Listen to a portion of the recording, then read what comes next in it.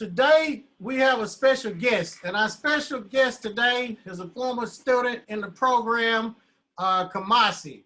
And for y'all that don't know Kumasi, he went from a barber to owning 3 schools, not 1, not 2, but 3, and still counting, and millions of dollars in real estate. His tuition is $20,000 per student. The government pays him $20,000 per student. The pandemic came, the COVID-19, and he has actually probably made more money during this pandemic than ever. He now has an online academy to go along with his school that he's added. But Kumasi, I want you to share with them how you got started. He took his wife and family, kids to Africa, stayed a long time. He's living a life of a dream. His wife is living good, his kids are living good, but it hasn't always been like this. And Kumasi, I just want you to share with the group, because we got a lot of potential school owners on here, and we got a lot of future school owners and present school owners. And I always like to invite my students from the group to come on here and talk, especially after y'all have so-called made it. So can you share with us, Kumasi? Yeah, I can give you guys. And start that video again. The host that should start. Okay, here we go. We ready? Yes. All right. So can you hear me pretty clearly, Shan? Yep. I'm on spotlight you. We hear you loud and clear. Okay. Yeah, this is actually going on my 11th year being a school owner. I met Chin back in '09 in Atlanta, Georgia, at the I think the Hyatt in Buckhead in Atlanta, Georgia, about 12 years ago. And he basically gave me the blueprint on how to actually get my school accredited, to be prepared to be able to receive Title IV funds by the different software and all the different things that he gave me. When I did meet Chin, though, I was prepared. I think the day I met Chin, we might have spent about $20,000 the day I met him, because I knew the information was good. And so the thing was, it was a decision, something for me that I was preparing for. And I think it's still to this day one of the best decisions that I made as an entrepreneur, being able to take my business from a barber school of 3,000 square feet with with self-paying students, to getting financial aid, being accredited, receiving Title IV funds, VA funds, and now having the opportunity to own 3 schools. This is our actually first year in the process of owning 3 schools. It's been challenging during COVID, but it showed us our ability as a school to how we can adjust in times that are uncertain like this. And actually, like Chin stated before, when you do things the right way, it's really paid off. The government has really helped us through this time, a pandemic that we're really grateful for, and they really helped our students and helped our school to be able to prolong this pandemic. So, I mean, I don't know if it's any specific questions, Chin, that you want to touch on. Tell them how you got started, because you graduated from high school, then what? Say that again, Chin. Tell us the story, how you grew up, because you didn't grow up rich. Oh, no. I mean, I grew up, in a middle class family where my parents just working, living check to check. I'm actually like the first entrepreneur in my immediate family, to be a business owner and not be an employee. So growing up, watching my parents work every day, punching the clock every day, that definitely gave me a sense of something that I didn't want to have to do growing up or working in the field that I wanted. I knew that I wanted my freedom and I wanted to help people, and I didn't want to be tied down to a traditional 9 to 5. Like I saw my parents work factory jobs, not be able to go on vacations. When I was growing up, we couldn't take vacations. I didn't get a chance to go to Disney World and take my kids to Disney World till I was adult, maybe like 5 or 6 years ago.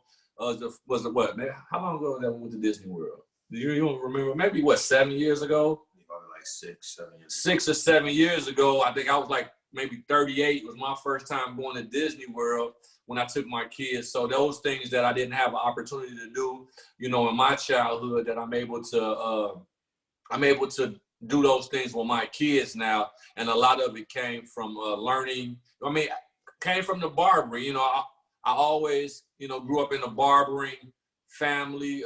You know, I had uncles that owned barbershops in Milwaukee, Wisconsin. So I always, you know, been in that environment. I always knew that I didn't want to work for someone else. So, like I say, meeting Chin really helped shift my business to the next level, because I never, well, I ain't gonna say I never seen us doing business on this level, but the financial aid piece was also new. And when you're traveling to unknown territory in business, it can be really, you know, a challenging. So, being able, like Chin said earlier, this has allowed me to have free time. I've been able to take my family of 6 to Africa twice. We went, I think the first time like 2 years ago. This would have been our 3rd year if the pandemic wouldn't have hit, that we would have been able to go back to Africa, and actually in the process of opening up a school in Africa. So that's also coming out of this opportunity. When Chin says I have 3 schools now, and study is still growing, because the opportunity to teach a trade, and there's people that's always going to be not college material. I didn't graduate from traditional college. I went to Barber College in Chicago. I obtained my barber license and my teacher's license in Chicago. I was a shop owner for a very, for about 5 or 6 years. How was that? How was the shop? How was that? Only in the shop for me. Chance, when I graduated out of Barber College, I think in 2004, I opened up a shop. Maybe 2 or 3 years after that, it was okay. A shop was okay, but I knew immediately that the shop, that it was not something that I see myself being just a barbershop owner. I mean, from day one on my grand opening, I think I was telling people that, you know, this is like a 5-year goal. I don't see myself, you know, cutting hair in a barbershop longer than 5 years. Mainly, my reasoning on that, Chin, because I was renting out my first barbershop that I owned. I was renting out a rental space. It was about 1,000 square feet. I think I was paying about $1,500 a month. And I think my total bill expense for that footage was maybe like $2,000 a month. So I had pledged to pay like $75,000 in rent for the first 3 years. I knew that after that 3 years, I knew that if I was going to pay rent for longer than 5 years, I was going to be upside down, that I could have probably purchased that property within that 5 years. So I had like a 5-year strategy of renting and trying to be out and owning my own property to put my school in. And it worked out, but it was in the beginning, and still to the day, it was a lot of hard work, a lot of long hours. I mean, even to this day, sometimes a day, owning, 3 schools, I'm up from 6 to just getting in the house, eating dinner about 7:30. And, it's always long days, 5 days a week still right now. I see on the average now, it slowed down when I had the 1 school and I was able to manage it. And now just, having 3 has got me back where I'm on 10-hour days again, up from, sun up to sundown. And that's part of the territory that I know for me, where I'm at in the phase now for the next 12 months to 2 years, I know it's just going to be pretty much, 5 days a week, 50 hours a week. So that's my mindset as far as trying to obtain my goals to keep the schools, doing recruitment and, meeting, trying to meet the school's needs, hiring staff to come along, the right people to come along and help me grow and expand. So it's a lot, but it's all of the effort. I really appreciate it because it's something that I know every day that I get up in the morning and I go to work on my business. It's something that I know that I'm working for myself. It's something that I can be a blessing to others, and definitely something that I can pass down to my kids. I think about the legacy of, just the education of my mom being an educator, a special education teacher, and me just having the passion to teach young entrepreneurs how to open up their own barbershops, barber colleges, such as like Chin came along and mentored me and been a great assistance to my success by giving me the opportunity to not just sell me the program, but actually he's been truly a person that's been there, been able to, like when I need to, just need information, he's been a go-to person that has contributed to me and my wife and my family's success. So I don't know, Chin, is this something else? Yeah. Now, when did you start thinking about opening a school? Because we got a lot of barbers and stylists on here who are thinking about opening a school. They're in the shop, they working long hours, they're not making the money that they truly deserve. They training other barbers and stylists, then they leaving, then because a lot of the students are not learning certain things when they graduate. So when was the mindset shift to want to go to that next level? Man, Chin, I'm gonna be honest with you. When I started barber college, when I went to barber college, I went to barber college with a mindset that I was there to get my barber license so I can learn and open up a barber school. So that started for me. I graduated from barber school. I was 24 years old. I'm 44 years old now. So I would say that started about 20 years ago, or even a little bit beyond that, maybe about 22 years ago, when I had to actually see I seen the operation take place. I went to Kane's Barber College in Chicago. I remember picking up the yellow pages back then, looking through the phone book, looking for any school in Chicago that accepted financial aid because I didn't have any money to go. I couldn't probably pay $200 at the time to go to barber college. So I was looking for any school that would allow me to come to school. I was cutting hair, in barbershops and stuff. And I knew that if I wanted to really take it to the next level, that I had to get legitimized and get my barber license. So that was the first step. Once I went through the program, I made it, I just studied the system at the school. I pretty much did everything that they asked me at Kane's Barber College because I wanted to see all the ins and outs. I wanted to get close to the owner as possible, Mr. Kane, Mrs. Kane. I communicated with the financial aid officers and the teachers, and I just grabbed a lot of information while I was there, and they always they were always helpful to answer a lot of my questions. So that is what kept intriguing me, being in my 20s, seeing a business ran by minorities in the city of Chicago. It gave me a sense that, I had, it just gave me a sense that if I was seeing it being done, and I felt that I can do it, that it was something that I can do because I wanted to help people. I wanted to, find an outlet out to help people. And the best way I figured is if, the same way that helped me, barbering helped me make some good decisions in life and keep me out of some bad situations. So that's kind of what sparked the mindset for me as far as being in business. It wasn't so much, I'm not gonna lie to you, I didn't really look at the money aspect of the financial aid part of it until later on down the line. I was actually just wanting to have the opportunity just to work for myself and be able to provide an opportunity for people in the community and give them an opportunity. And then as I was following that path, I remember when I had my school, my school was open for about 3.5 years. One of my students, I didn't even know anything about Chin. One of my students, I never forget to this day, his name is Joshua. He came to school, and he had brought up Chin for the first time. I've never heard of the guy.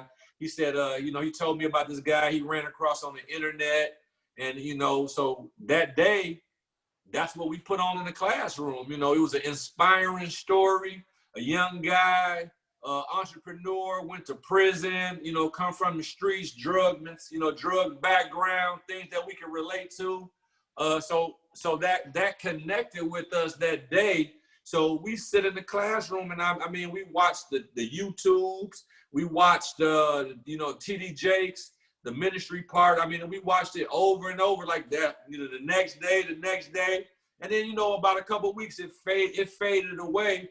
But that was the day that the seed was planted, because that student said to me, he said something. He said, "Man, I met this." He said, "Man, I found this guy on the internet. He's the millionaire barber." And he said, "Man, guess what y'all got in common?" And this is a student, and I'm thinking to myself, I'm doing my routine at the school. So when he got my attention by saying, me and this millionaire barber guy have something in common. So I'm like, well, what do we have in common? And he said, well, y'all both own barber schools. And that right there, the whole thing shifted to the classroom. We put it up on the screen, and we started listening to Chin's story. We started listening to how he was, I don't know if you guys are familiar with this story, but we started listening to his story in the classroom. And right then and there, that shifted my thinking to a whole nother level, because like the mentor that I was working with in Chicago, we were both trying to get, financial aid.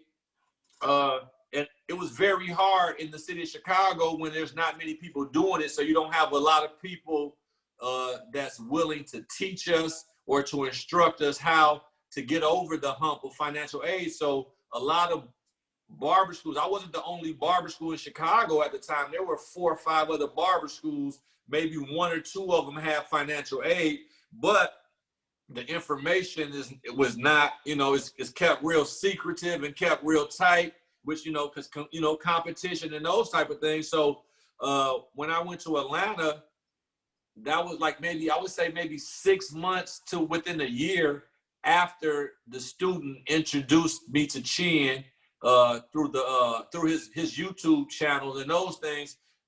A year later or so, I met Chin in Atlanta at a Nakis concert. And ever since then, he's been working with us, helping us with the ISS as far as giving us the accurate information that we need.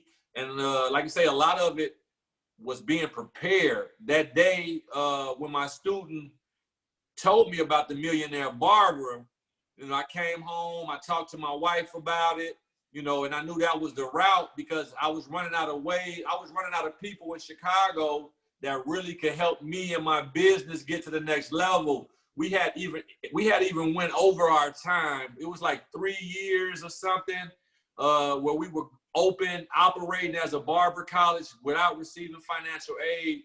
We could have started applying when we were like back then, I think 2 years, after 2 years being open. So like in our 3rd year, we just, it was just like at a standstill. My mentor in Chicago was trying to get his financial aid through NACAS. He was getting denied. So he couldn't help us get over the next hump because he was, at a standstill.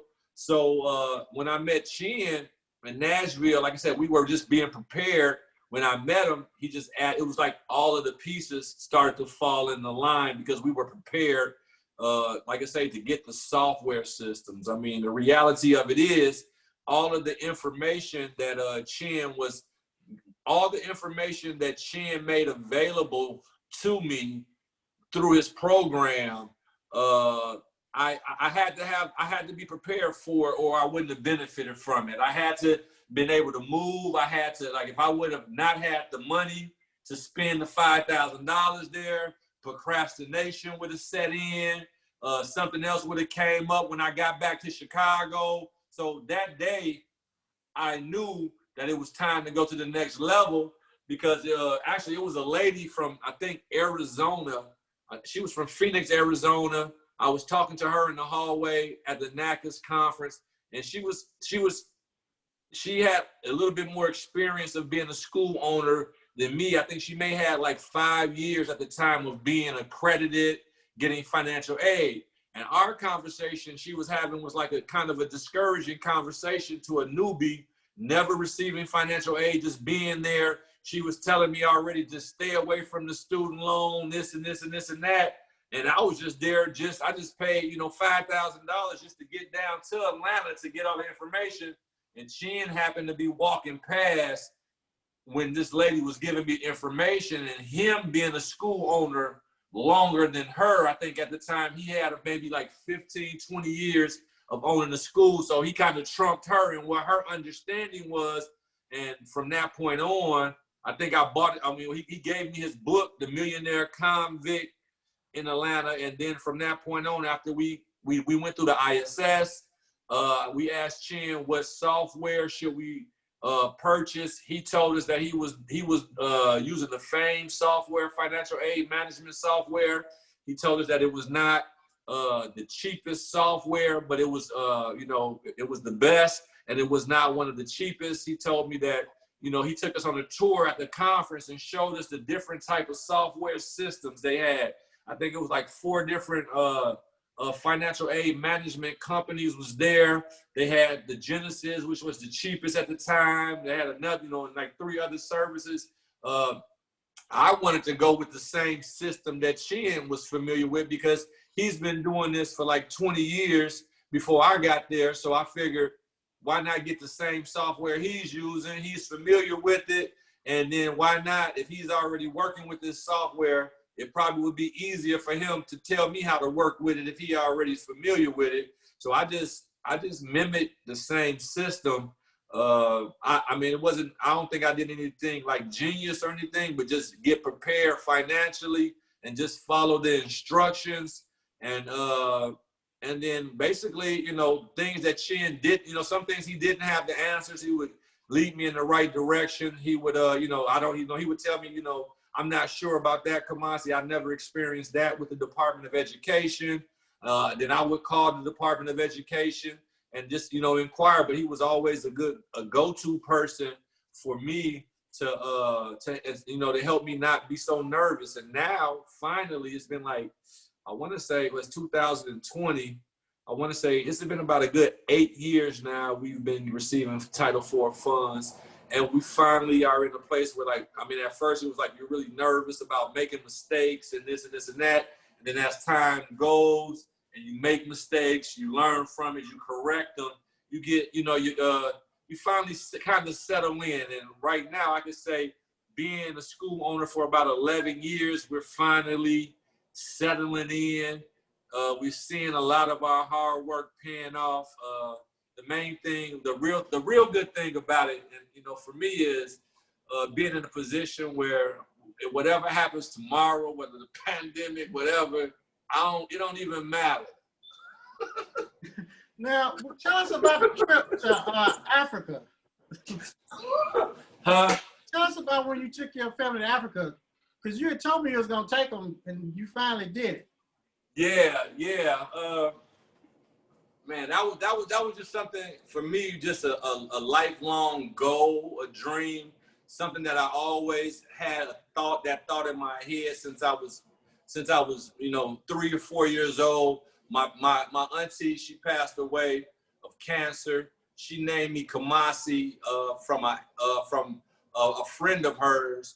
She heard the name. It was a place in Ghana. And it's just rich in African history. So me being named after being Kumasi, it was just something that I always had the desire that I knew one day that as long, that I was gonna go there and just visit. And actually I had a desire to actually purchase a home there. And this opportunity of me going back, traveling the last 2 years, going there, meeting some people, and just following that dream, this has allowed those things to happen, to be able to work with some people to be able to build, start to build a school in Africa where they're giving us land to build on, and just the opportunity to be able to go back there and help. I never knew that all of it was connected to the school and my name and going back there to be able to do help there. And so that experience actually it's changed my thinking. It's changed my family's thinking. It's changed my kids' thinking. My oldest son here, he's 15. So by him even taking a trip over to Africa with us has shifted his mindset to see that in Africa, it's just like New York City. There's skyscrapers, there's businesses, there's colleges, and just seeing that the opportunity that we have as Americans to be able to go back to Africa, being business owners and be able to invest back in Africa, and even be able for my kids to be able to own property and be able to invest back in Africa is like a dream come true. And it's all because of being able to have a school in the United States that's accredited, that receives financial aid to be able to do legitimate business with the government, the federal government, going through audits, getting your finances in order, getting everything going through that process. It just makes other places want to do business with you. It legitimizes your business when you're traveling. I was not able just to go to Africa and take my family to Africa last November. No, when did we go? This past January, I think that was right around, we were in Barcelona, Spain, doing a hair show when Kobe Bryant passed, I think, right? Yeah, me and my son, come over here right quick. This is my oldest son. I'm gonna cut his hair in a minute. His name is Caleb. And me and him had the opportunity to go because we were in Africa. The people that I met in Africa, they hooked me up with this guy in Spain, Barcelona, that does the biggest hair show in Europe, black guy. So he invited me to come to Spain, Barcelona. Me and my son went to Spain, Barcelona in January, right before the pandemic hit. That's where I met Drake's Barber and a lot of other different people over there. But this opportunity from the school has allowed me to go places like Spain, Europe, Africa. We went to Dublin, Ireland. Was it Ireland? We went to Amsterdam. So we've been able to do a lot of things through the Ministry of Haircutting and having a barber school that's funded by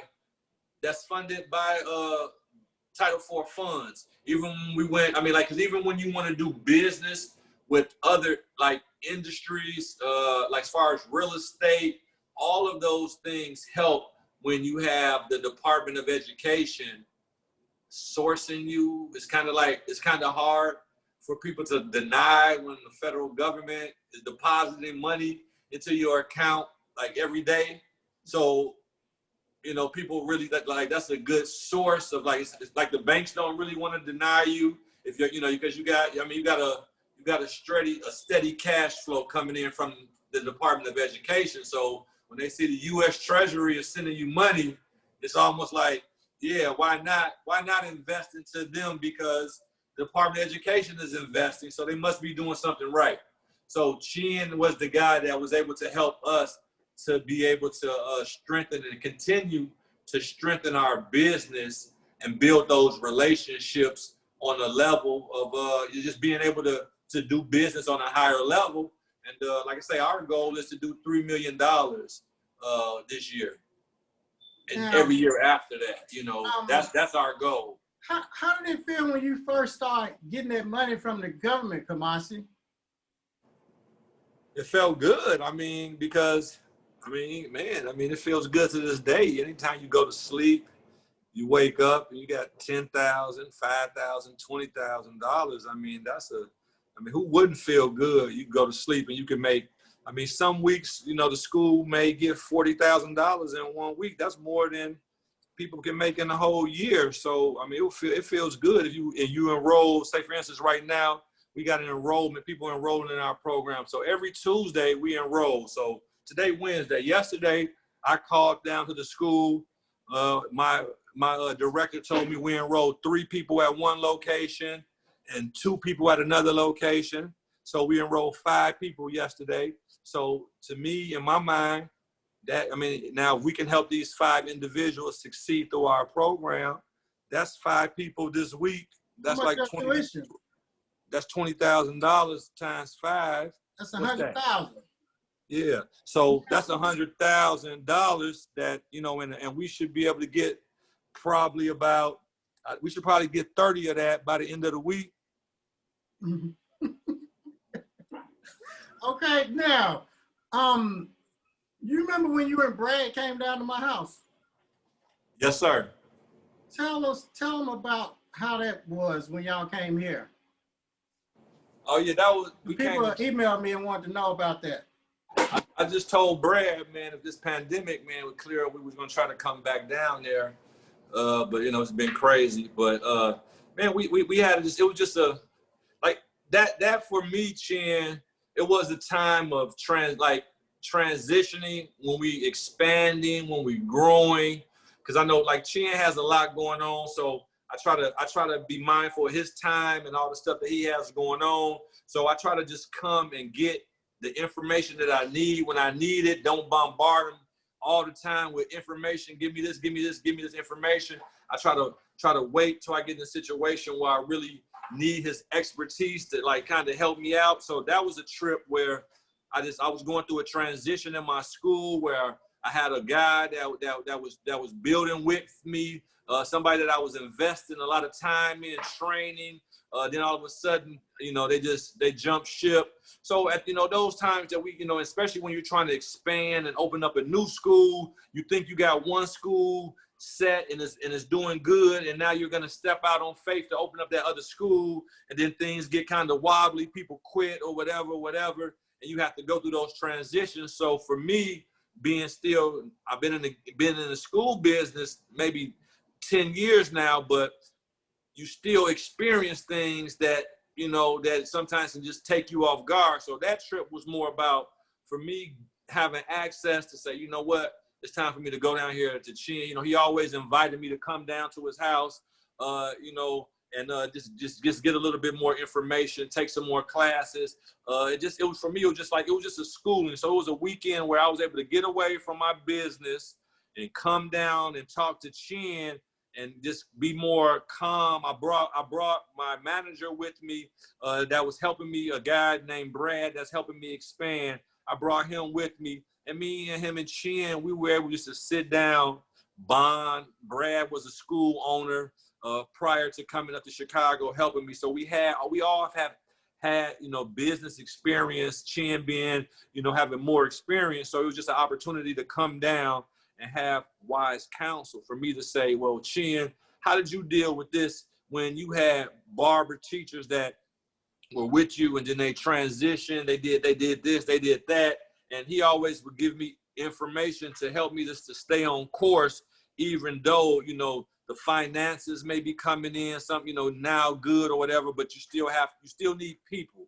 You still need, you know, people. And, you know, Chin is a guy that helps me out for when you know, when I'm working with people to realize, like, so a lot of the people, they want to come in, and a lot of them, we make it look easy. They want to do the same thing that I'm doing. So it's a lot that comes in with the business aspect of it that Chin is able to help us out. So but stand on task about coming, when I came down to Nashville, that, yeah, like I said, that for me was just a business owner having the opportunity and a privilege to be able to get away from my business and regroup, re-strength. Chin gave me some valuable information. I didn't follow through on all of it at the moment.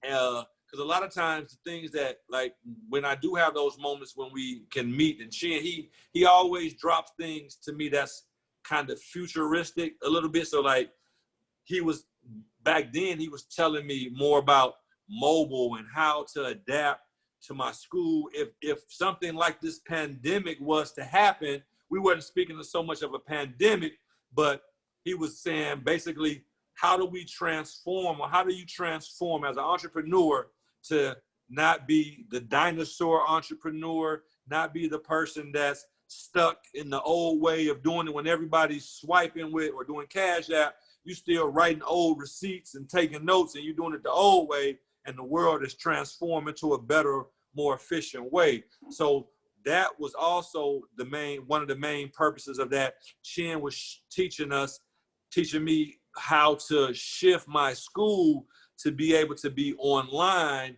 and be mobile, to do these videos, because you know, I had some challenges about, you know, being on the computer and, you know, doing those kind of things. Chin has a more of a computer savvy, more personality. He's been doing that. So I wanted to go and just kind of pick his brain to see, you know, what would be good for me, if this would be good for me or not good for me, and just to have a person to be able to brainstorm. So I think any successful business owners, you always want to have someone that has more experience. I mean, because there's some things that I still haven't encountered yet that I'm sure Chin has encountered in his 20 plus years of owning the school. I've only been a school owner for 10 years. So I can imagine in the next 10 years, I'm going to experience some things. And like I say, the work is definitely, if you're a person that you don't want to work hard in the beginning, then you're just going to be wasting your time. But if you're a person that you know you're dedicated, you want something that's yours, that's your own, that you can sit back and you can really see your work pay off 5-10 years down the line, where, I mean, the goal is, I mean, as any entrepreneur, as I see Chin, you know, he's still helping, still giving back. I mean, that I learn from everything that I see him, watch him do. So my focus now is growing my school, expanding my school. I remember maybe 5 or 6 years ago, Chin told me early on, one of the things that stuck in my mind, even being a new school owner, is that you never want to be dependent, even on the financial aid aspect of it. So that's something that's been stuck in my brain. And every day I know that even while it's a blessing to receive financial aid, my school is not going to be dependent on financial aid, whether we have it or not. We still would be able to provide the services to the community. But while we do have this opportunity, it's like, if you really follow the system, you really should be in a good situation in any way you look at it. If you have, you know, just the financial management skills, as far as you know, the discipline of not spending, all of that comes to play. I think even when me meeting Chin, if I wasn't disciplined in my finances, me and my wife being able to save, being prepared, having $20,000 prepared when I met him to spend, not knowing him from a man on the moon, but genuinely knowing after conversating with him for that day, and just the information that he had no agenda. You know, he was in Nashville, I was in Chicago. No one in Chicago could get us to the next level. As soon as I came in contact with Chin, came back to Chicago, I kind of skyrocketed, and everybody else is in the standstill. And I know it's only because of the information that Chin gave me, and a lot of other people I tried to give the information to, but they was cheap. I'm just gonna be real, they was cheap. So that's why they ain't got financial aid. Now, tell us about the real estate. A lot of them don't know all that real estate you got and what you've been doing with that. Because, I mean, you've made a lot of money. You made millions in the school business. Tell us what you've done with some of those millions of dollars.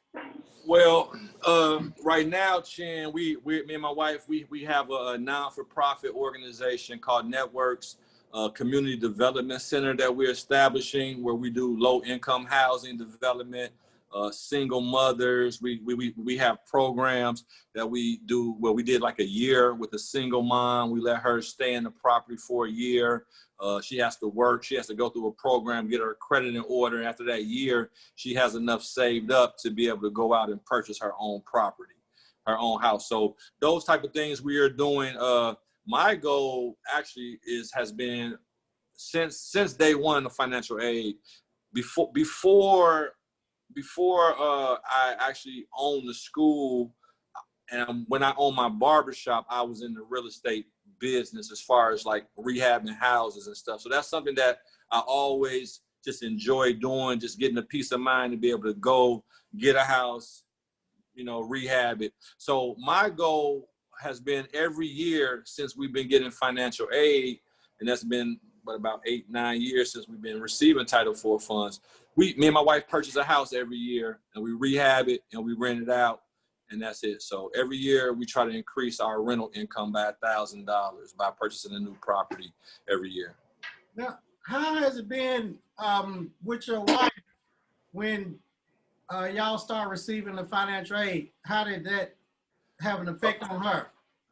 It had an impact on her because before this, when we first started off, my wife, she has a master's in public health, and she's a clinical laboratory technician. So she was working full time when we first started her job. Without that, helping us have cushion, because all of my money was going towards cutting hair, was going towards just paying, the barbershop bills and keeping the lights on in the barbershop. When you own a barbershop, you don't make a lot of money. You collect them booth rent or whatever, but money go through your hands, but you don't really, it ain't really no lot of money in no barbershop business. So her having a job during that time was really what sustained us. We knew that in the long run that we weren't going to be able to live the lifestyle that we wanted to live off her working, making $50,000, $60,000 a year, and me owning a barbershop making $60,000 a year. We knew that wasn't going to be enough because and plus we were too tired. Like, being in our 30s, we knew that was too much work. You know what I'm saying? Like working too many hours and not enough money. So actually, our goal with that was to be able to start buying pieces of property. We started, we bought us a house, in Chicago. We rent, we fixed it up while we lived in it. We rented it, fixed it up, started off that way. And make a long story short, she was able to, quit her job. Maybe, I don't know how long it's been since her mom quit. I don't know how long it's been, but she quit her job. She quit her job a couple times. They called her back because the hospital, like they called her back since the pandemic, but she wouldn't go back. But but it's a good thing that, for me to be an entrepreneur and now to see my wife go from a position where like right now, like we don't have to leave out our house much. Like the kids go to school, so everything is like in house, and that's something that I've seen Chin do. And like, man, Chin make money. He ain't got to come outside. He's in his big old house. He got all these computers set up. So when I'm just like, so if I can see it, somebody else is gonna do it. Why can't I do it? I mean, God ain't a respecter of person. So if he can let Chin sit in his house on the computer making some money all day, waking up, why he can't make? I mean, so it's the same. So it's the same thing. So and being able to see my wife now have her own. Her mom was a realtor. So seeing her have her real estate license now, from us starting off small as buying houses, fixing them up, refinancing them, selling them, doing those type of things, being able to, do those type of things in the last 10 years has put us in a situation where I'm 44 years old. My wife is, and she's like 6-7 years younger than me. So it's put us in a situation where as long as we don't try to just go out here and try to live like Jay-Z, go out here, buy brand new, brand new cars every year and just like not spending our money wisely. Like long as this is as simple as this, long as we continue to buy assets instead of liabilities, we won't have to work and my kids won't have to work, as long as we continue to buy things that's going to make us money instead of things that's going to take away money from us. Now, how your parents feel about your success? My parents, they are proud. It's, they're proud. My parents, they're loving it, man. They're loving it, I guess. I mean, just like if I was to see my kids successful, my parents see, I guess for them, I would say seeing me being their oldest son go through a lot, get locked up, go to jail, not make it from, not graduate from college, get divorced at an early age. They seen me go through a lot at an early age. I grew up fast by choice, not because I didn't have the right home or my parents wasn't, there. It was just, I still made wrong choices. And for me to be able to go through those situations, and my family to see me be like the black sheep of the family, the ones that people would like, they still kind of like don't believe it to this day. They're like, you the one that like, yeah, so it's just like, so they happy, but yeah, people was just like, it's kind of like amazing for my family members to kind of see. Some of my family members say they kind of already knew that this was prophesied over me to be a millionaire when I was 5 years old. My grandmother, she always knew, you know. My mom say she always knew. My dad, you know, he said I get it from him. But so I mean, so yeah, so it's a good situation to be able to be in a situation that's being in my family, to be able to help out my family members. I have a younger brother, so it feels good. I have a nephew that they're doing good, so like it feels good. Like if they ever need me or need my help, that we're in a position where we can help our family and like I say, you know, being in a position where we can help people. I think that's really for us. The being financially free was always been my desire, is to be financially free and just trusting in God to see how that's going to happen. And just being in a position, not so we can be comfortable, but so we can always be in a position to help somebody else. Now I just think about more opportunities of like, the more that we expand, how can we help other young barbers? Like, cause nobody ever gave me a barbershop. Nobody gave me no money to open up a barbershop. So I look at things like, you know, I want to do something for younger people that somebody never did for me. So we look at doing things like that to try to find young people in the community that's worthy, that has the work ethics, the determination to be a pillar in the community and being in a position to be able to sow back like what Chin has done for so many people. So if you guys, I don't know who I'm talking to out there, but if you guys do decide to take that step of faith, I think this is what I think. If you guys, I mean, I understand everybody's financial situation is different. Just because a person, you know, say, oh, I had $20,000 when I met Chin, still don't mean that it didn't take no faith to release it, or how long it took to save it and do that. So even that is a faith step, to meet somebody that you don't know, but I'm familiar with them. Of course, I studied him. I vetted him. I know that his business was legit. I knew that he was doing business with the Department of Ed. I mean, we in conferences where we got name badges in his school, my school, so those type of things. And, you know, it's not many of us that's in those type of environments. So, of course, we're going to gravitate towards each other, especially if you're a person that's seeking, you know, I'm a person that's always seeking education and how to better myself. So when you're on that vibration of trying to take yourself to the next level, I believe that you always going to have other people that connect to that vibration that's going to be on your path.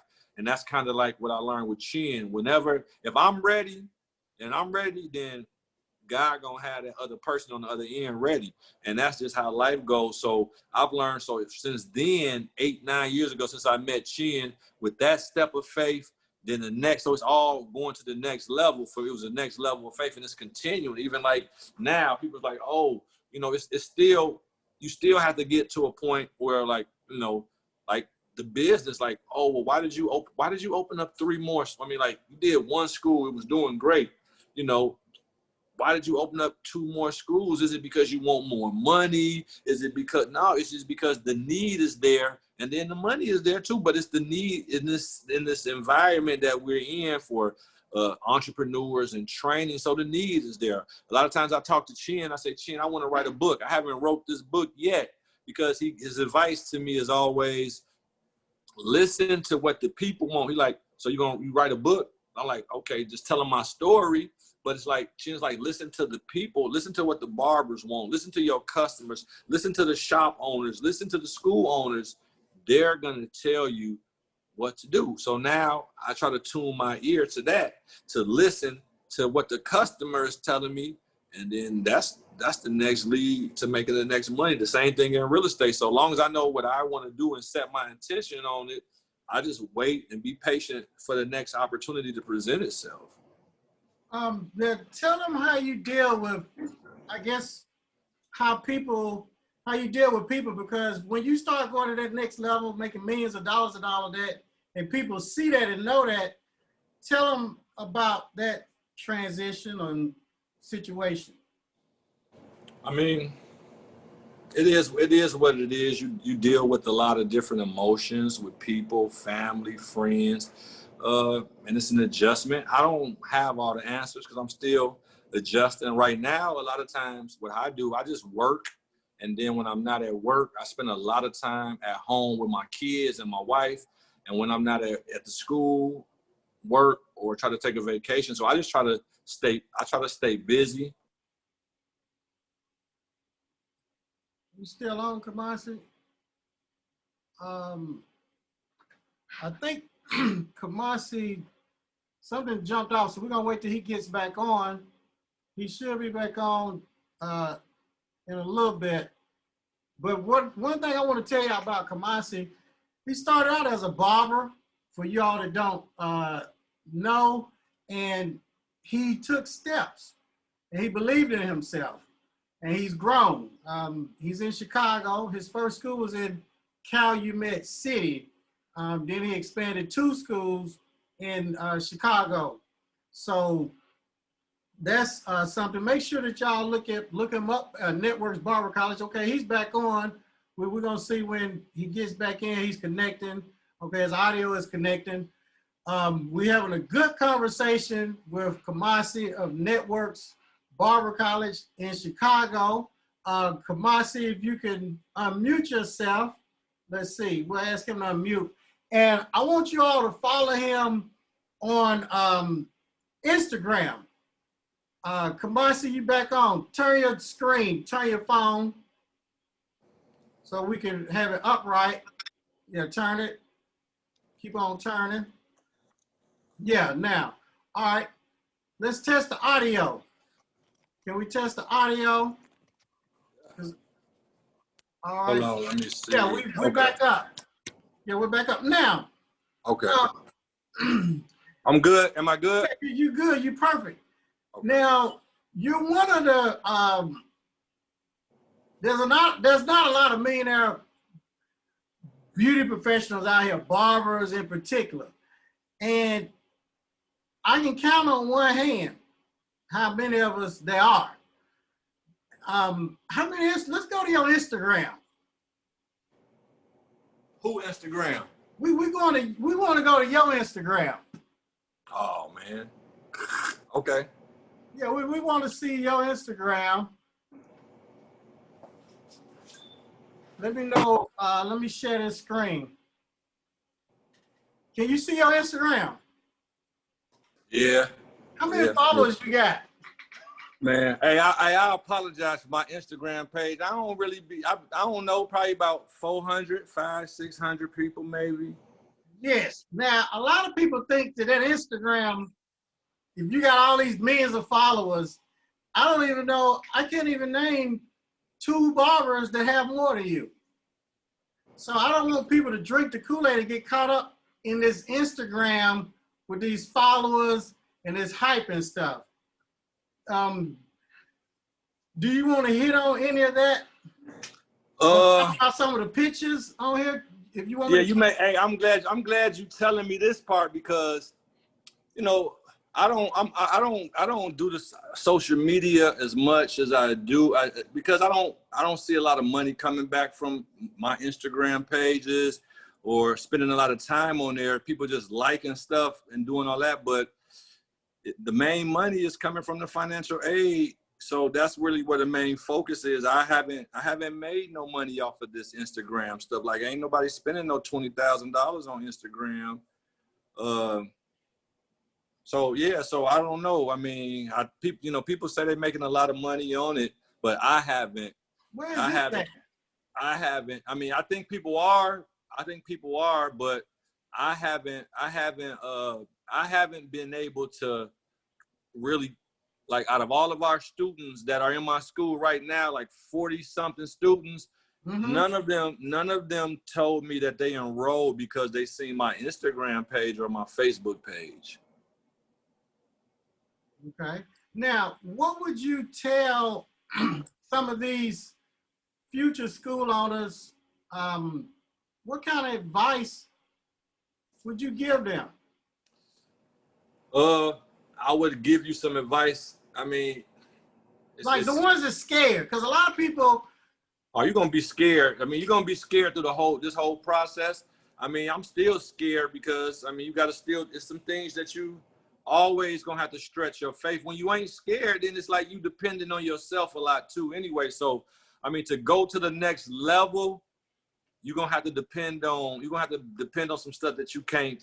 I mean, you're gonna have to depend on some stuff that's invisible. I think to go to the next level, or you're gonna stay stuck. Because if I'm looking at, I don't have a college degree. I don't have a lot of, I mean, like some of the people that I pay that work for me, they got way more educational background than I got. So it's a lot of things if I want to sit here and focus on and tell myself why I shouldn't be the person that's making, doing this good. Like I'd be crazy to sit there and have that conversation with myself and look at other people and be like, oh, well, they smarter than me. They should be doing this and I should be working for them. Now, when you said $3 million a year, a lot of people don't know what $3 million a year is. That's $250,000 a month. Yeah. Now, yeah. What would you tell people about the program? See, I look at $3 million a year different. I look at it I mean, it's a matter of 50. We're trying to 15 to 20 students a month in 3 different locations. And So that's about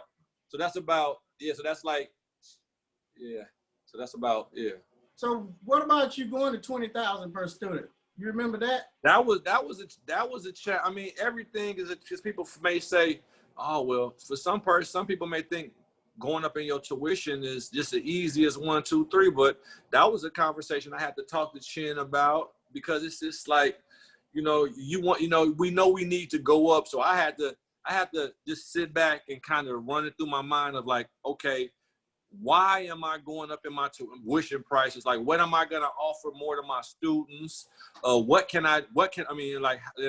justified it? So I have wise counsel again. I just didn't like, I'm just going up because I want to go up because the government said I can charge $50,000. I'm just going to charge. No, I want to see, well, since we can go up, what can we do to better our services since we're going to go up in our prices? So I talked to Shin and he gave me insight on, when you're going up in your tuition, you can pay your teachers more money, of course. So that was one thing why we went up in our tuition, so we can have more money to hire more staff. I mean, if you want to grow, you got to go up so you can pay people to come work for you.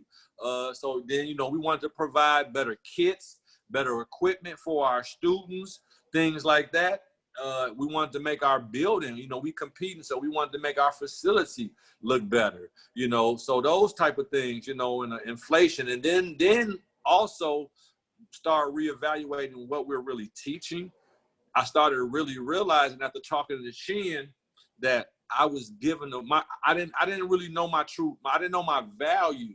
I'm making some decent money at the time, but what I was teaching, when I started looking at other schools and things that they were teaching and the information from, I started to realize, man, I'm giving them my real estate background, my wife's background, public health. We're giving them the Barber. So we're giving them tax information. So when I started realizing all of my experiences that I'm bottling up and giving to our students to be successful, and Chin helped me to realize like some of all the things that we give to them. We make available accounting services to our students. If they want to get hooked up with their accounting once they graduate, we set them up where they can have all the resources to open up a legitimate barber shop or a barber school. So with that being said, after that conversation, it kind of shifted my mindset again, because going to the next level, you would think a person that's made well, we've made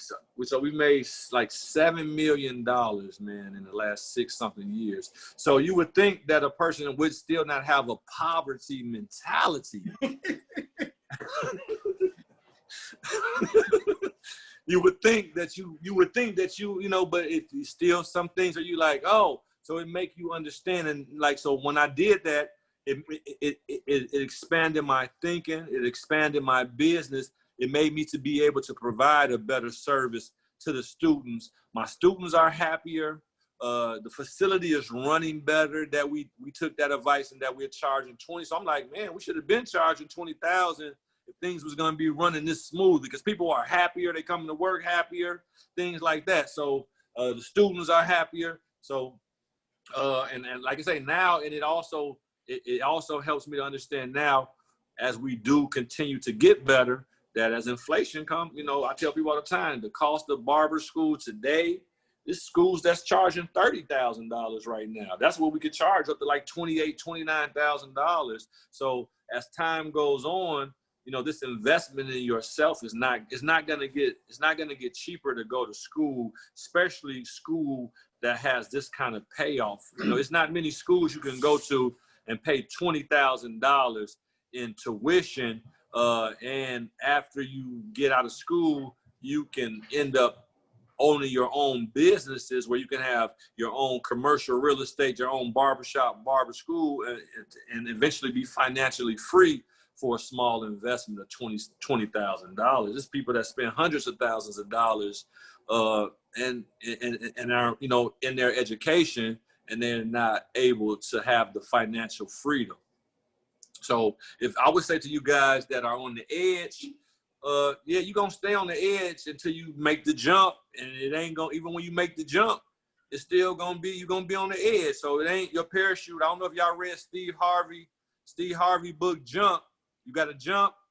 The parachute ain't going to open right away. So you're going to bust your head a little bit. You're going to get bloody.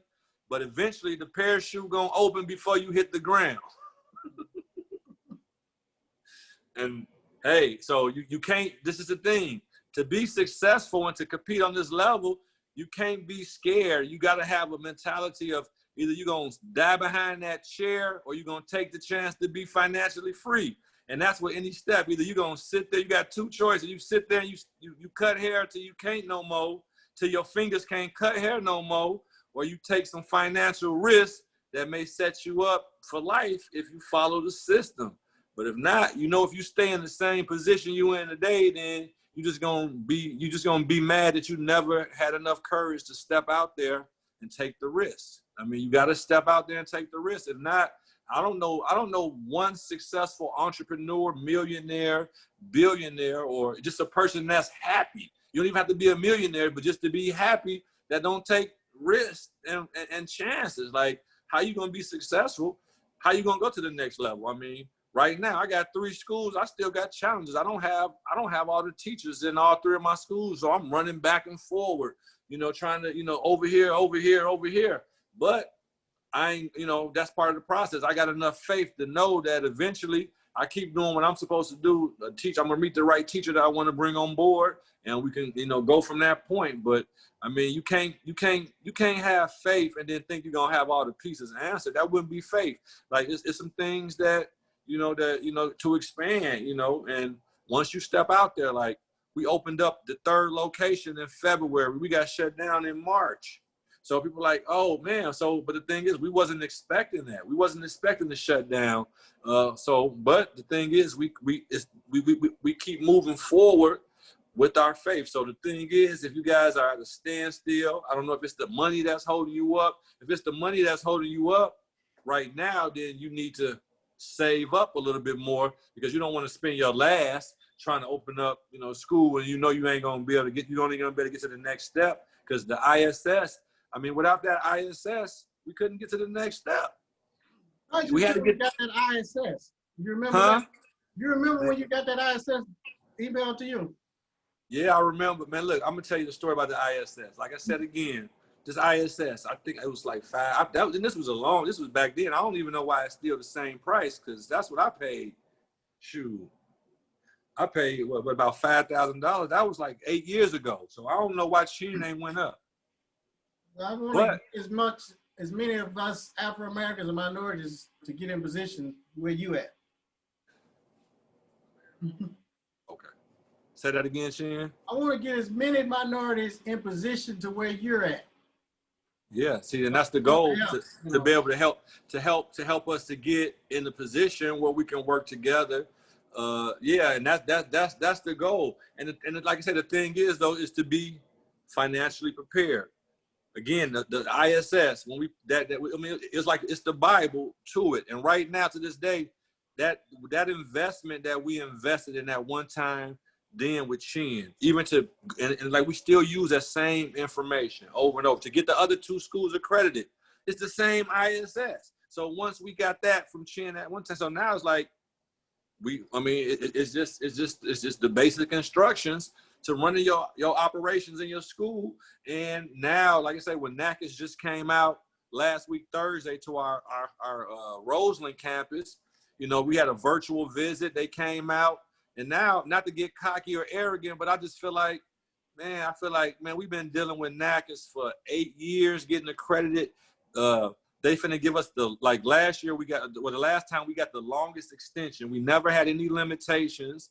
So I'm at a place now, and they at a place where we got an 8-year track record of our paperwork being in order and no mistakes. So it's just like that gives us extra ground with them, where they trust us. They know our history, that our stuff is in order. So that, for me, which reassured me, is like, man, we got a long run with the accreditation people, because they trust us. They know that our work is good. They've been checking us. We've been getting financially. See, one thing about it that makes me feel good being a Black entrepreneur is that I can put my business up against stuff, and it's just like, I'm not a drug dealer. It's not legitimate. People may think, you know, man, you can live life, you traveling, you doing this, you doing that. But at the end of the day, it makes me feel good when I can walk into a bank and people under there be like, you the owner, you young, people be surprised. I be just laughing. They say, oh, well, you the owner. They be surprised when they see a young person that's my age that own these 3 schools. And the thing is, when we really start talking to people, they really impressed when they see, like, well, I'm not just doing business on a small level. I could go bring every 12 months, the federal government writes off on our financial statements and give us the stamp. Every year around this time, well, usually before this time, this is a late year, they gave us all extensions. So it's really like, we wait till after the tax year. Chin know how it go. After the tax year, after you get stamped off, then it's like, this is the time where we can celebrate right now, because we just got past all our audits, all our finances. So that means the government saying, another year, you good. All your paperwork is good. All your finances in order. Your funds, you ain't misappropriated no funds. We done checked all that. You good to go for another 12 months. So those type of things makes you feel good when you're doing business on that level, and then you getting a pat on the back from the government saying, good job, keep up the good work. We enjoy doing business with you. And then when you got that, you could take that into the bank and be like, look, this is what the government said. They enjoy doing business with me. So I know you want to do business with me. I want to buy this. Or they say, well, Mr. Barfield, wherever you want to open up a new school, you know, just go find the building and come on in, and we'll send the appraiser over there. And if you want, you know, it's the location you want. So it makes me feel good to be able to have a bank that'll work with you. Say, well, where you want to put a school over here? Well, go find the building and go find some teachers to teach, and we'll finance. That's a good position. That's a great position. Anything else you want to share with these future school owners and present school owners? So I would say, for the present school owners, you already in it. If you're in the process, I would say this end of this year. I know this is, during the pandemic, if you're not receiving Title IV funds, I know it can be very rough. I don't see it getting any better if you don't. So for the people that are already have a school and you are not going to get financial aid, I don't really know what to tell you. I think you're gonna be in trouble. You're gonna be in for a headache unless you just I don't know. But the people that I think, if you are thinking about owning a school and you're not a school owner, I wouldn't know if I would say become a school owner without wanting to have financial aid. I don't think you want that struggle. I don't think you're gonna, I've seen people open up schools who didn't get financial aid. I've seen them get heart attack. I've seen them get stressed out and close their business down because they just couldn't, it just tore them apart.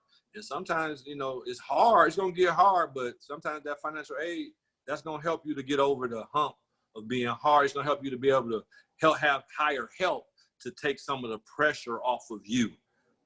And if you don't have that financial aid, I don't know, like the city that you're living in, but it's going to be hard to provide the best opportunity for our students, because a lot of our students can't afford to pay to go to school.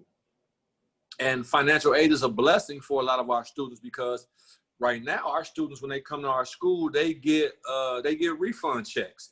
And a lot of students come to me and they say, man, these refund checks from these different blocks, when we get paid, the students get paid. So that's something that makes me feel good as an owner, that I'm in a position where I'm helping, I'm teaching these young men and women, and we're also not just teaching them, but we're also able to put some money in their pocket to help them through school. We've had, like I say, some people come to the program and have invested. We've had students that come, they take out financial aid. They started, I got a guy that got an eyelash business. He came, he took his financial aid refund money, and now he sell eyelashes. And the joker, he making a nice amount of money off eyelashes. He told me he might not even be cutting hair because his eyelash business is doing good. Tell us about the online, when you transitioned to the school doing online. Yeah, online thing, Shin was a lifesaver on that.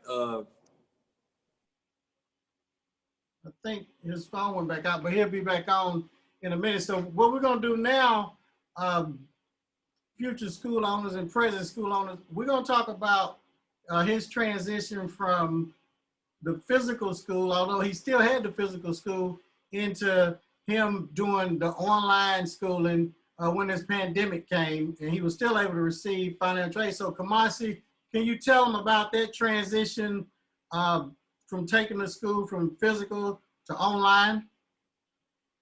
Okay, so we want to put your mic on, Kumasi. So take the mute off. And Okay. Yeah. Okay, I'm back. Sorry about that. So your question was about the online transition. We shut down, I think, March 9th. Okay, he'll get back on in a minute. So back in March of 2020, he said it was March the 9th. He's gonna talk a little bit about how they transition to the online. And this is something that I want all of y'all to hear, because a lot of people wonder, well, with this pandemic, how did schools survive? And we've had people in the program to even open a school during the pandemic, where he took his, he actually took his unemployment checks. So Kumasi, can you tell them about the online transition? Tell us about that. Okay, so as we were going through the transition period, of course, we all had to come to a stop, a standstill, where we could not enroll any students in our program. Everything came to a halt, no financial aid money, nothing. Everything was just done March 9th.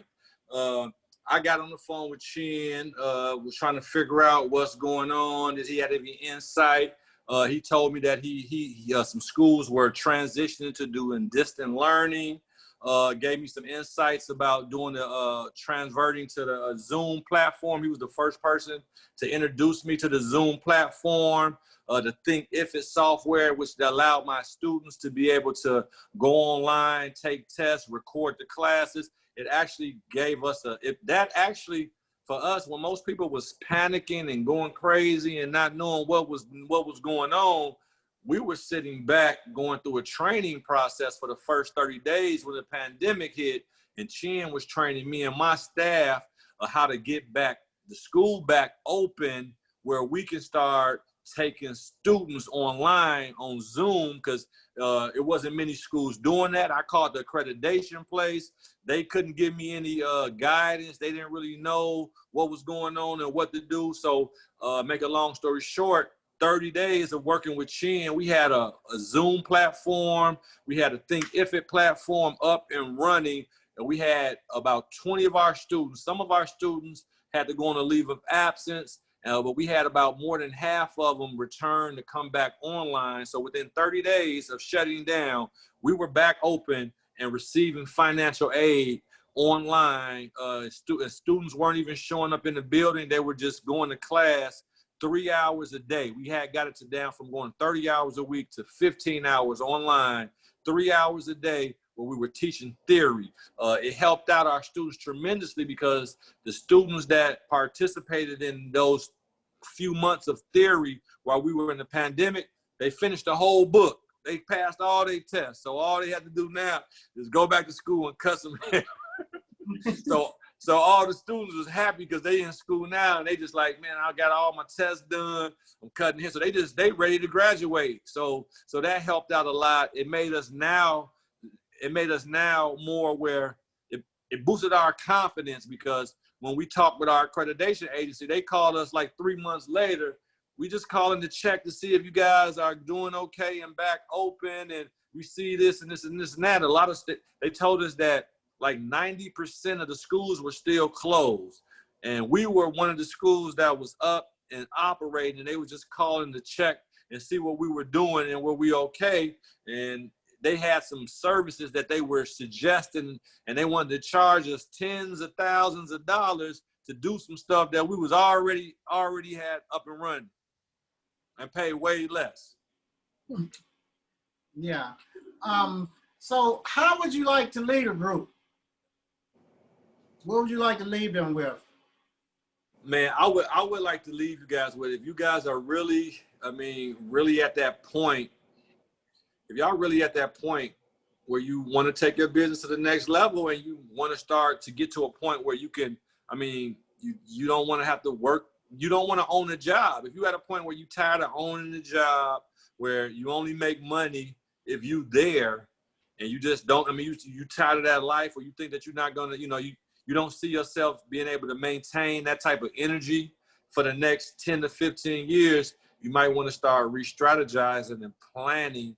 How can you set up a school in your community? Because you look at it now, schools are still, I think right now, are one of the main topics. It's popular. A lot of educational systems are going to be failing. So I think this is a good time for school owners to be able to provide education, because a lot of our students that graduate from high school, they're not going to get an opportunity to go off to traditional colleges and this, and be successful that route. So I think if you do take the next step, it's not going to only benefit you and your family, but the blessing is you're going to be blessed, because you're going to provide an opportunity to help so many other people in your community. And I think that's why Chin is continuing to do what he's doing, and it pours down to make me want to continue to help people. The more people that I can help, I think my success is based on the more people that I help. So it's like the more people that come to my school, and now it's like at this point, my schools are helping people that I don't even know. It's growing to the point, like, I don't even, like, I went in there the other day, and I was just in amaze, because I'm like, I look in that brass, say, man, I don't even know these people up in. I don't know some. A lot of, like I said, we just got 6 or 7 new people last week. Every week we get new people. So if I'm bouncing around, I come in, it's new people. I don't know them, but I'm glad they're there. And the thing is, now we got to challenge this, because the, haircuts are slow now. Before the pandemic, we were doing a lot of haircuts. Now in Illinois, we can't do facial services. So a lot of people don't want to get a haircut because they can't get their face done. So we got customers that walk out. Us being the school, we got to follow the rules. A lot of barbershops, they ain't following the rules. So that thing, y'all get to make all the extra money because y'all do the face and stuff and don't, no accountability. But us, we got to, we can't cut the face. So right now, we taking the hit because we got all of these students enrolling, but the haircuts are not a lot of haircuts. So we just, staying busy, trying to stay busy, like, watching videos, when a customer does come in, we may got 5 students cutting one hair, all in one hair, because, hey, we got to make the best out of it. Okay. But for you guys that are still on the fence, you're gonna have to make a decision. It ain't gonna, you gotta go for it. You gotta jump. If you want to be able to have this opportunity to work hard for the next 10 years and retire yourself, or be in a position where if you plan financially, where you won't have to be you know, working. That's the goal. If you get financial aid, the goal hopefully is that you're not planning on, you know, you won't have to, you know, be in a position where you can have to work. You'll be in a position where you can help and give out opportunities. So I would say, I mean, I'm glad I made the decision. I'm glad I made the decision that day. I'm glad I didn't fly back home to Chicago. I'm glad I didn't play in my mind, oh, what Chin got to gain out of him helping me in Chicago and all. I'm glad I just didn't play all those mind games with myself. It was something that I knew I wanted to do. And like I say, if you really know that this is something you want to do, I don't think that we should have to convince you, to be honest with you. I mean, Chin didn't have to convince me to do this. It's like, I mean, if you want to, who got to convince somebody to make $1 million, man? I think that's crazy. You know what I'm saying? So you got to take the risk, spend the money. And I mean, like I say this all the time. I had a mentor, and rest in peace now. He helped me get my school established. He spent a lot of money trying to get the NACAS thing. It didn't work out. And a lot of people do it, but it may not work out. But when I went with Chin and he already had the system set in place, I just surpassed a lot of other people. And they were looking at me like, well, what did you do? Well, the first thing, what I did differently, Chin, when you told me how much it cost, that same day when we was in Atlanta, we took care of everything that day, didn't we? Yeah. Huh? We got the Fame software system. We put the down payment deposit for the ISS. And I'm talking about from that point on, I did not lose contact with him until the job was done. Simple as that. It was like, this is like my life. My whole livelihood was on this. I knew how important it was. I seen Chin school making money, all these, you know, I seen them pulling down $300,000, $400,000, $500,000. I seen other schools do it. So why would I get to this point and let 20,000, 10,000, whatever stop me? I got his phone number. I could call him. He guided me through it. Then not on top of that, I'm looking at his computer. We talking on the phone. He's showing me, well, hey, look, I got $6,000 right now just came in, and this came in. So it was, to me, I mean, I couldn't see, like, I couldn't see how I couldn't do it. Like, why wouldn't I follow that steps? Because, I mean, it was mapped out, right? Simple and plain. And he just walked me through the steps. And like I say, I remember the first day calling him, when I got that first $2,500 and some change, it was like the first Pell Grant student. I'll never forget. As soon as I got it like Chin, and he walked me through it. I put him in the system, and 3 to 5 business days, I called him back when the money popped up. As soon as I woke up in the morning, and I'm checking my account every day, checking, then it pop up. Okay, cool. And then after that, you just get on the habit of, you know, that's like one of the first things you do when you're a financial aid school owner. It's like you wake up in the morning, you say, thank you, God. And then you go to your cell phone and you look at, see if you got any deposits. And then if you wake up and the first thing you see is $20-some thousand deposit, you think it's going to be a pretty good day. It got to be a pretty good day today. And it ain't even 7 o'clock in the morning yet. So yeah, so I appreciate it, Chin. I mean, I'm just grateful that we able to do it. I mean, I'm grateful that we have this opportunity. It's not a lot of people that have this opportunity. When I go to NACAS conferences, we go to the U.S. Department, we don't see a lot of brothers and sisters in there that can give us information. So as soon as I see somebody that I can identify with, that understand my language, that can talk to me, feel comfortable, you know, and give me information and take me to the next level, is that. So Chin was a person, I saw what he was doing, and he was just willing to help me. So anytime, you know, it was like, he's the first person, like I say, you know, I met other school owners before, and they, you know, they congratulated me and this and this and that, but he's the first school owner that I, you know, my wife can vouch for, that I said, he's the first person that I met that he don't got no motive. He helped us. You know what I'm saying? It wasn't no competition, and he wanted to see my school succeed. And a lot of, I mean, and why we at where we at today is because of his insight, me calling him being able to help me out and just answer some of my questions, man. That's it.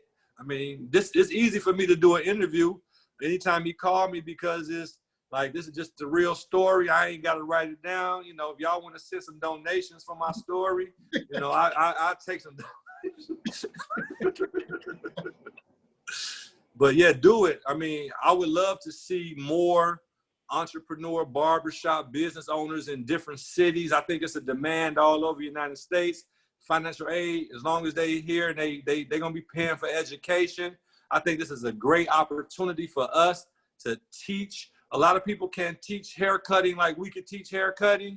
So I think it's something that we can hold on to and we can have, and it's ours, I believe. A lot of times, though, I do see other groups that's coming into our schools, and I'm teaching them the same thing that I'm teaching us, and if they grasp it earlier, then they grasp it. But I think this is something that we as minorities have a gift.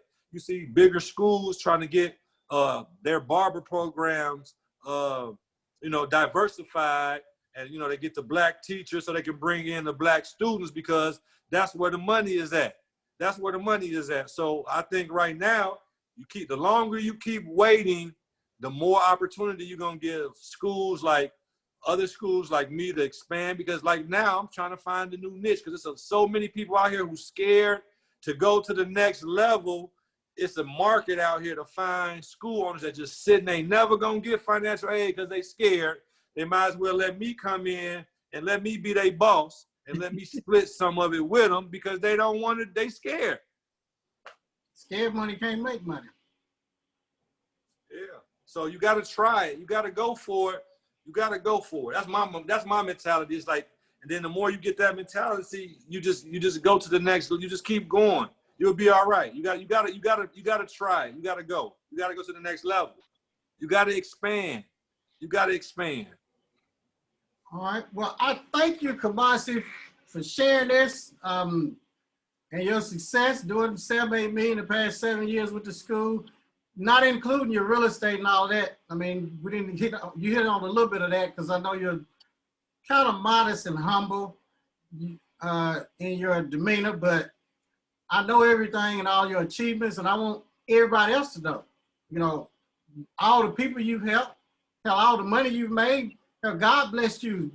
It's not to flaunt or to impress people, but to impress upon them. Because when people see you, they see me, but now they see you and a lot of other people, they know it can be done. It gives us hope and lets us know that it's real and it can be done. So I just thank you for sharing. Do anybody, let me see, I guess if y'all want some questions, do you have time for a few questions? So you started with how many students? One student. You talking about when I first opened up my school? Yes. One student. Wow. Yep. It was a guy I had a guy, my first student was a guy that was cutting in my barbershop that didn't have a barber license. He was my first student. Okay.